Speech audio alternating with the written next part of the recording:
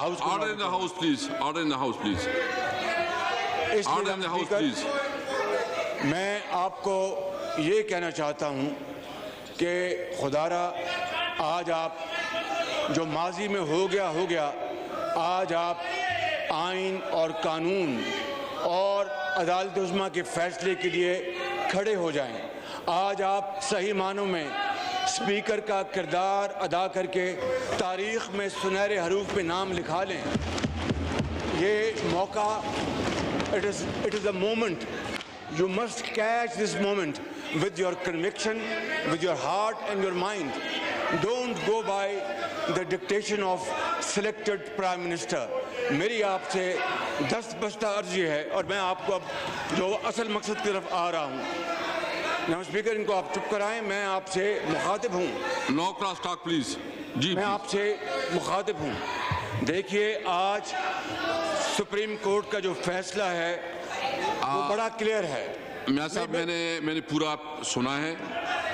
एक मिनट मैंने पूरा जो सुप्रीम कोर्ट का फैसला मैंने पढ़ा है जी।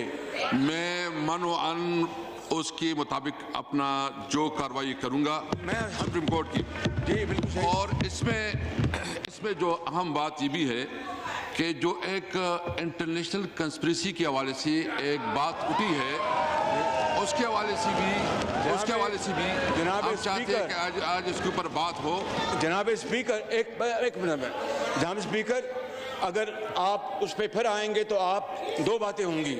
आप न सिर्फ सुप्रीम कोर्ट के फैसले की आप हुक्मदूरी कर रहे हैं, और अगर आप इंटरनेशनल कॉन्स्पिरेसी की बात करेंगे तो फिर ये कौम वो वक्त ही भूली जब सितंबर 2014 को प्रेसिडेंट शी जिनपिंग के फैसले की आमद को इन्होंने धरने के जरिए पाकिस्तान के मुफाद को एक बहुत बड़ा नुकसान पहुंचाया। Don't say this. हम आपकी तरह पाकिस्तानी हैं, हमारे दिल में पाकिस्तानी दिल धड़कता है, इनकी तरह नहीं कि जब वो मिल के आए उसको ट्रम्प को तो मैं एक सेकंड मैं वर्ल्ड कप जीत के आया हूँ और उसके बाद ये कहे कि एब्सोल्युटली नॉट। नवाज शरीफ ने कहा था कि एब्सोल्युटली मिस्टर प्रेसिडेंट क्लिंटन, हम $5 अरब आपसे नहीं लेते, हमारी गरीब कौम है, हमारी इज्जत है, वकार है। जनाब स्पीकर, ये सब बावकार लोग और खुददार लोग हैं। अगर आप कॉन्स्पिरेसी की बात करेंगे तो बात बहुत दूर तक चली जाएगी। इनको सबको हम नंगा करेंगे, इस हमाम में नंगा करेंगे। बाबर अवान साहब, शाहमूद कुरैशी साहब रिस्पॉन्ड करेंगे। शाहमूद कुरैशी साहब, आपकी बात आ गई है जी, आपकी बात आ गई है जी। प्लीज वाइंड अप करें, प्लीज वाइंड अप करें। मियां साहब वाइंड अप कर ले, वाइंड अप कर ले, wind up.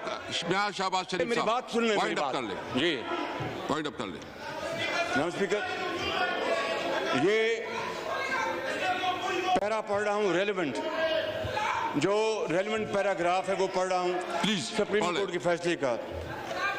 The speaker is under a duty to summon and hold a sitting of the assembly in the present session and shall do so immediately and in any case not later than 10:30 a.m. on Saturday, that is today, 9th of April 2022, to conduct the business of the House as per the orders of the day that had been issued for 3rd April 2022 and in terms as stated in and required by Article 95 of the Constitution, read with Rule 37 of the Rules of Procedure and Conduct of Business in the National Assembly Rules 2007. Now, this order of Supreme Court of Pakistan, declared by full bench, bounds you that you are bound to take up this agenda item and no other item.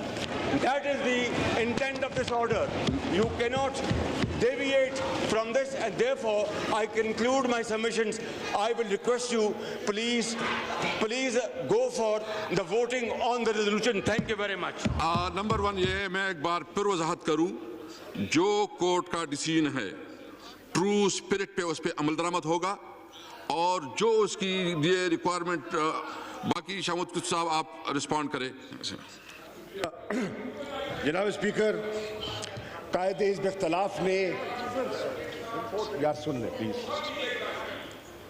कायदे हिज़्ब इख्तिलाफ ने आज supreme court के फैसले का हवाला दिया है। मैं आगाज़ ही में कहना चाहता हूं, अपनी जमात की तरफ से तस्लीम करता हूं कि अदम एतमाद की तहरीक जो है इसमें आइन में इसकी गुंजाइश मौजूद है। तस्लीम करता हूं, बारहा कह चुका हूं, दोहरा देता हूं रिकॉर्ड के लिए कि इस तहरीक को पेश करना ऑपोजिशन का हक है और इसका दिफा करना मेरा फर्ज है। हम आईनी, सियासी और जमहूरी अंदाज में इसका मुकाबला करने का इरादा रखते हैं। जनाब वाला, मैं आज एक और चीज रिकॉर्ड पे लाना चाहता हूं और कौम को गवाह बनाना चाहता हूं कि आइन शिकनी मतमे नजर न था, न है, न होगा। आइन का एहतराम हम सब पर लाजिम है। और जैसे कि वज़ीर आज़म पाकिस्तान ने कल कौम से खिताब करते हुए कहा कि बोझल दिल के साथ मायूस हैं, लेकिन सरे खम तस्लीम सुप्रीम कोर्ट के फैसले को तस्लीम करते हैं। जनाब वाला, पाकिस्तान की तारीख आइन शिकनी से भरी हुई है। कॉन्स्टिट्यूशनल वायलेशंस बदकिस्मती से हमारी तारीख का हिस्सा रही हैं। जनाब स्पीकर, मैं तारीख में जाने का इतना वक्त तो नहीं है, लेकिन जो हालिया एक मेजर कॉन्स्टिट्यूशनल वायलेशन हुई, मैं उसका हवाला देना चाहूंगा। और कौम इस बात से गवाह है कि 12 अक्टूबर 1999 में आइन शिकनी हुई और कौम इस बात की गवाह है कि जब आला अदलिया के सामने वो केस गया, पीसीओ जजेस ये वो जो तारीख में जाने का वक्त नहीं है, तो हमारी तारीख इस बात की गवाह है कि न सिर्फ जस्टिफिकेशन तलाश की गई, बल्कि जो प्रेयर मांगी ही नहीं गई थी,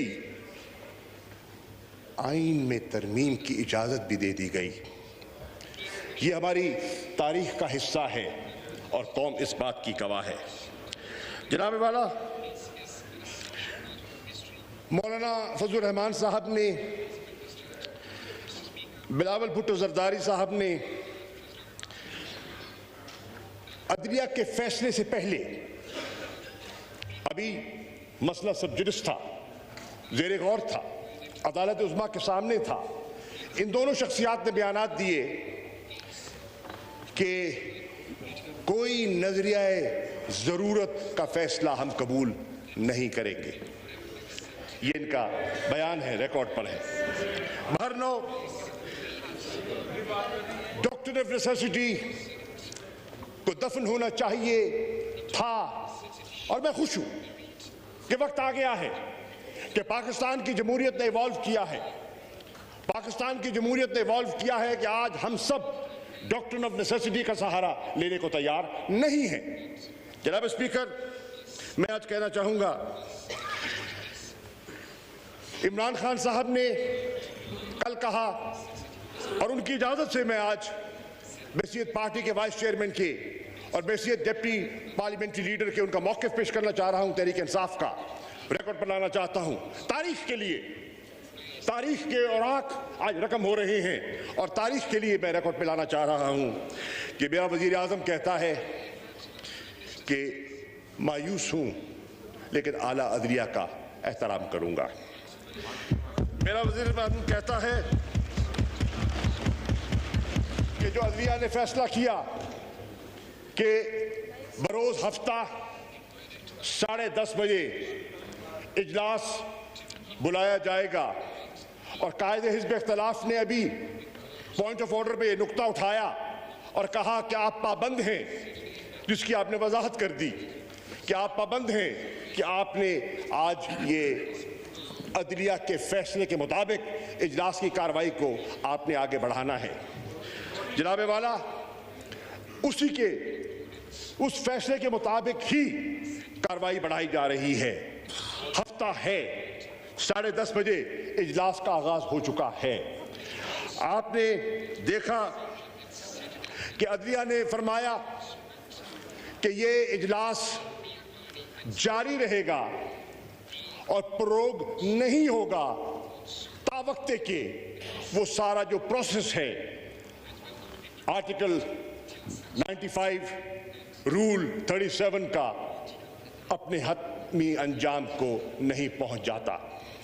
जनाब वाला, हम उसकी पासदारी के लिए यहाँ हाजिर हुए हैं, लेकिन मैं इस ऐवान के खिदमत में वो पस मंज़र पेश करना चाहूँगा जिसने आज इस इजलास को इस शक्ल में दोबारा करने की आपको हुक्म सादर फरमाया। और